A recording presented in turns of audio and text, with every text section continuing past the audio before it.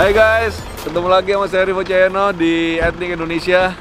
Ini hari yang spesial, saya lagi mau ajak teman-teman. Katanya Mas Roni lagi dapat pusaka temuan keren-keren guys.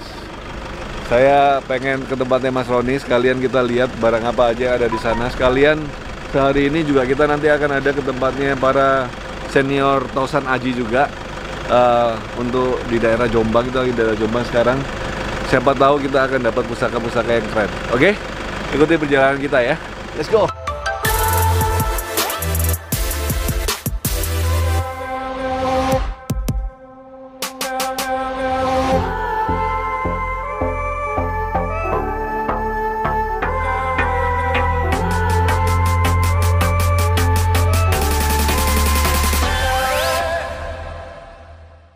Kayaknya orangnya lagi di luar nih guys, kita telepon dulu ya.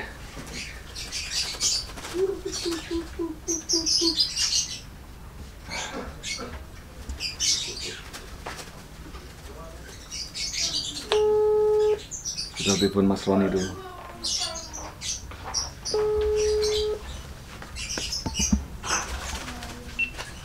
Mas bro, nanti Mas bro.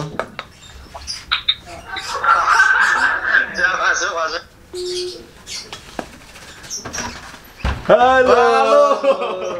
Ini dia lakonnya. Lakonnya ini bro. Mas, lagi ngungkal apa mas? Ojo-ojo betok bawa ungkali ngapain mas? Bahaya gila betok diungkali. Oke guys, akhirnya kita udah nyampe di tempat abang kita, Bang Roni. Oke, kita akhirnya berkeliaran lagi mencari jejak-jejak leluhur. Jejak leluhur. Kita barusan dikasih tahu ada pusaka keren banget nih guys. Ini Patrem Larbango. Patrem Larbango ini. Ini Patrem Larbango. Mana ya? Yang kita ini jarang banget loh mas ditemuin mas. Jarang. Cuma kita temukan itu satu lubang. Itu satu set. Maksudnya ada tumbak bekas bekal kubur ini. Mungkin karena lubangnya itu lubang-lubang kubur lama. Ini mata panah guys. Jadi zaman dulu tentara kita ini Majapahit itu udah ahli memanah atau jemparing katanya. Nah ini bukti ada mata panah di itu yang jarang dipromosikan. Iya, dan mata panah itu ada banyak banget modelnya. Ada yang kadang-kadang ada yang agak belimbing, kadang-kadang ada yang panjang, ada banyak banget. Ini juga. Ini mata panah sama ini panah sak biru mas. Apa? Loh, itu termasuk jimatan itu. Iya. Yeah. Ada yang unik lah. Nah. Ini termasuk anak panah juga. Anak panah ini. Ini saya buat ini nih. Buat cari tombak untuk berburu. Nah ini kenapa saya bilang jimatan? Saya punya masih ada mendaknya. Bentar. Mendak ya mas. Wah, ini yang antik. Ini dibilang tusuk konde nih. Iya. Mana? Itu jimatan mas. Ini masuk jimatan guys. Termasuk pusaka, kalau nggak percaya itu bisa. Nah, salah satu cirinya pusaka itu mesti ada metuknya atau mendaknya.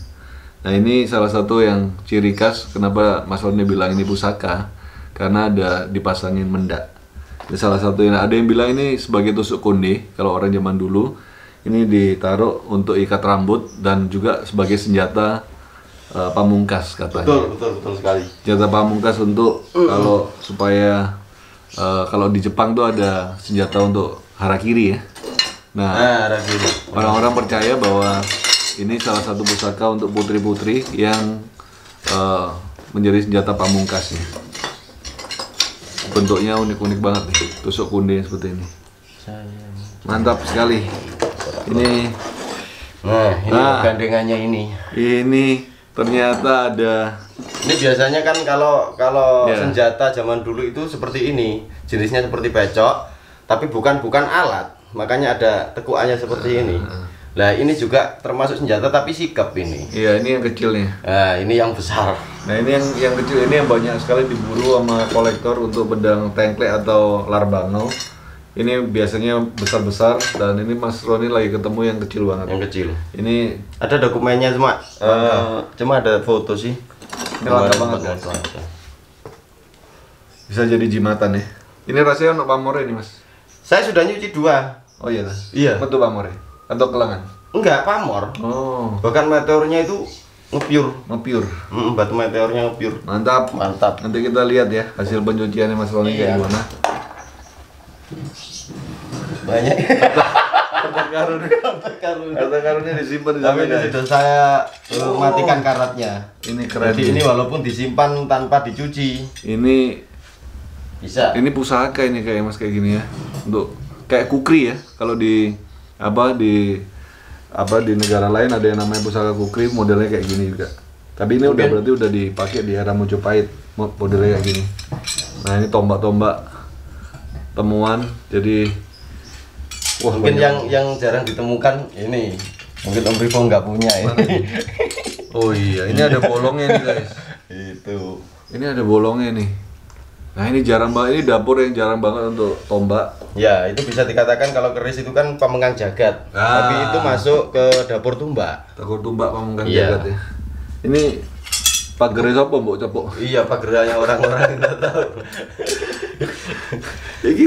Iki apa modelnya? Ini gini? Enggak, itu bukan senjata sih menurut saya, itu media upacara. Ini media upacara kayak kalau baca di candi itu megangnya kayak gini guys. Ya, jadi seperti dua jari kayak gini. Betul. Ini wasiaji, ini perunggu tua. Jadi kemungkinan ini alat upacara untuk orang Hindu zaman dulu ya. Wah, bentuknya unik banget. Ini perunggunya, patinanya masih patina asli. Dan ini belum dibersihin sama Mas Roni. Betul. Mantap. Ini banyak sekali yang belum diungkap sejarahnya guys. Wah, kalau mengungkap masalah sejarah zaman dulu itu memang tidak ada habisnya. Nggak ada habisnya, dan kita akan ketemu benda-benda yang luar biasa yang nggak ada unik, aneh-aneh. Nggak ada dalam pakem buku manapun. Iya, belum tertera di dalam buku. Belum tertera. Ini buktinya kalau orang temuin teman-teman tuh kadang-kadang kayak gini nih, masih dibalut sama batu-batu. Itu sejenis karga juga, cuma sudah parah itu. Jadi batunya udah nempel ini ratusan tahun. Mungkin zaman sebelum Majapahit udah. Bisa dicek, nggak ada lem gitu. Ada lemnya ini kayak gini. Dapat batu permata. Ada betok yang bagus nggak Mas? Betoknya itu saya dapat istimewa, cuma tak warangkakan belum selesai. Istimewa Om, wes pamor full. Tapi nggak tahu pamor apa. Tadi tak tanyakan. Nah yang kemarin, yang keris apa itu? Ini tadi baru saya minta foto sih. Nah ini yang tukang marangin nih. Yang kemarin ya? Iya. Kita tak omongin biru. Diungkap. Oh, iki apik iki. Ini kelihatannya gelembung-gelembung kok. Tapi ini datar katanya orangnya. Tempahan pamor kados nginden bergelombang padahal datar. Tapi enggak tahu pamor apa ini. Nginden itu berarti dia seni tempa pamornya lipatannya itu rapat. Ya ini. Wah, keren Mas. Ini udah selesai ini warangkanya, belum tunjukin ke kamera. Iya. Bisa. Bisa. Mantap. Ini nanti kalau kurang jelas tak kirim ke Om Rivo bisa. Nah ini salah satu wedung. Ini wedung guys. Ini senjata atau peralatan Mas zaman dulu Mas? Kalau menurut saya itu peralatan bukan senjata. Tapi ininya besi ya? Iya. Ini besi. Nah ini Mas Roni juga ada yang saya eksperimen itu. Ini sama Mas Roni diasah sampai tajam gini. Jadi kemungkinan zaman dulu ya modelnya kayak gini ya. Iya. Jadi bukan dari besi cor tapi besi tempa. Iya. Ini kalau diwarangi pun pasti ada pamor. Ada pamarnya. Jadi ini seni tempa lipat zaman dulu untuk peralatan mungkin orang potong daging atau apa ya. Ini saya biarkan otentik platinanya. Ini platina aslinya kayak gini. Tapi modelnya kayak ini harusnya ada kayu lagi Mas. Ada kayunya. Kayak lagi mungkin panjang segini. Untuk orang motong ini ya, motong sesuatu daging, daging gitu. Karena kalau zaman sekarang kayak pisau babi tuh. Iya, betul sekali. Motong babi. Wah, ini keren nih. Itu pasti jakal babi kayaknya untuk motong korban atau apa ya. Dan besinya itu kalau orang zaman dulu tuh padat banget, guys. Ngasah itu minta ampun. Atos ya? Ngasahnya wah, atos banget, enggak seperti biasanya. Itu saya nggak kuat sampai tak grender. Tapi kenapa saya berani mengasah benda seperti ini? Karena saya prediksi ini adalah sebuah alat, bukan pusaka. Iya. Kalau pusaka saya nggak berani. Karena kemarin ada kejadian aneh Om. Bukan kejadian aneh lagi, tapi kenyataan bahwa saya dikabari sama teman saya. Kan saya mempunyai tutorial baru kemarin itu. Dia beli di saya, mahari keris saya. Dan dia tanya pakai cuci, cara mencucinya bagaimana supaya cepat dan hasilnya bagus. Lah kemarin saya itu selain mencuci dengan cara pakai pembersih lantai, saya mencoba membakar dulu. Nah, saya bakar, tapi saya bakar itu karena jenis-jenis gini. Saya nggak bilang kalau saya bakar itu keris, bukan. Bukan keris yang saya bakar, tapi jenis-jenis alat ini. Masih ada patina lama lah. Iya. Lah itu dipraktekkan sama teman saya dengan cara dibakar.